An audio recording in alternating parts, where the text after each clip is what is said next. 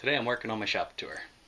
Got my helper dog with me, got my lights set, picked a few different camera angles to work from. Now all I have to do is figure out something to say.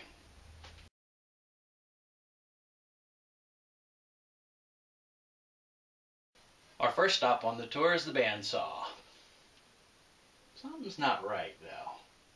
I am. Wait a minute. A little magic dust.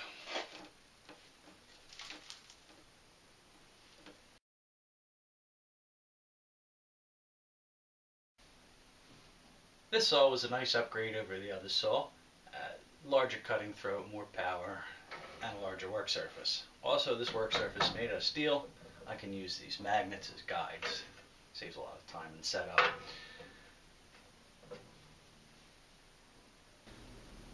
Across the way, I have my drill press station. Also doubles as my spindle sander. I went with the Porter cable strictly because of its heaviness, and it had an onboard light, which was important. It did come, also to note, with a laser, but you spend a lot of time aligning the laser to do your cuts whenever you have to move the tray, so I don't use that a lot. Next to the bandsaw, I keep my miter saw. It's a slide miter. There's dust collection attached to it. It really needs more of a hood than a hose, but we do what we can down here. This DeWalt model has what's called an XPS system instead of a laser guided system. The XPS shines a light down on the blade, which will then focus it down onto your piece, as opposed to having a laser to keep aligning. Very happy with the purchase. Works fairly well. Now we'll move over about a foot or so. We have the scroll saw. This is also a Porter cable. I didn't do a lot of research into it. I got one. This one has pins in it. My recommendation would be get the scroll saw that doesn't have the pins in it if you want to do a lot of intarsia type work, things of that nature. Simply because you have to drill a larger hole in order to get the pins through. Moving along another foot or so, we have the sanding disc and belt station.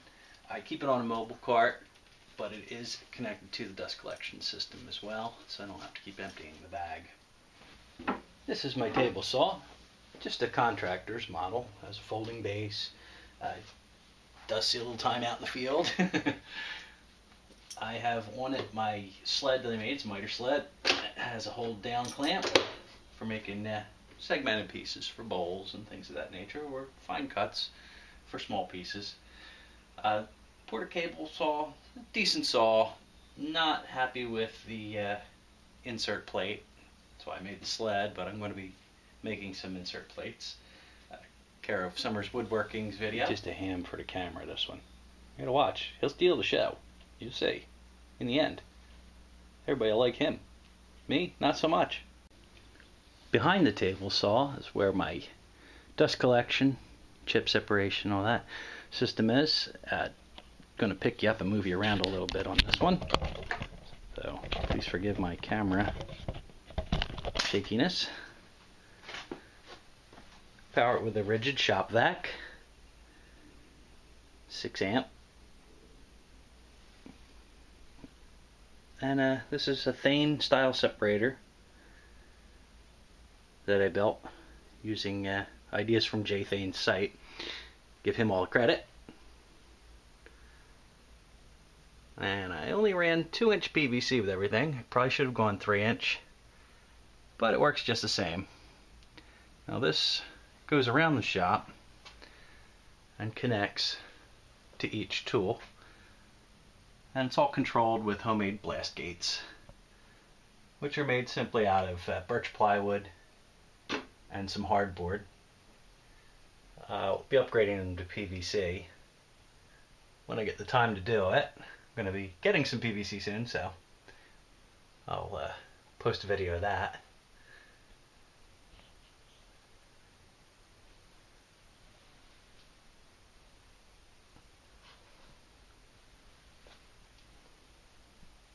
This also feeds around to the jointer.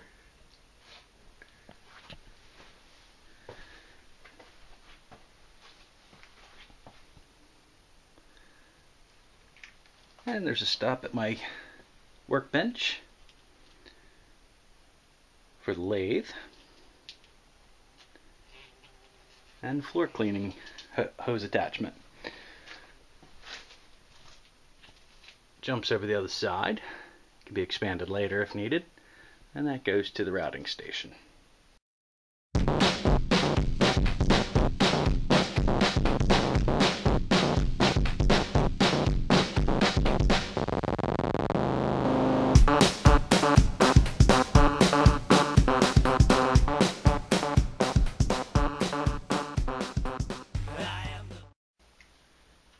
Next to the dust collector is my joiner. Chose it totally on reviews in the price range that I wanted to pay. This is Porter cable. Very sturdy deck, fence is sturdy, dust collection capable. Now on to one of my favorite tools in the shop, my Rikon lathe. Bought it last year, just an entry-level lathe, see if I liked it, and I've taken off with it. I enjoy it. It's very relaxing. Started building things like my vacuum chuck. Got a Sorby hollowing tool this year, thanks to my wife for Christmas. I'm looking to upgrade in the future, but for now this is perfect size for down here. Do need to build a stand for it as it takes up my workbench.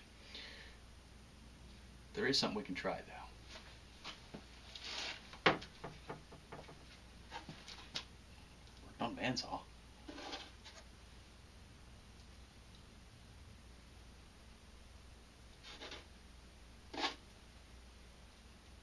Guess magic sawdust only works on saws. Directly across from my lathe is my routing station. It faces the walkway of the shop so I can run long projects and out through it. I have bit storage underneath. I went with a pre-built table. It has the power switch built into it and a dust collecting port already there. And it meets my needs rather well.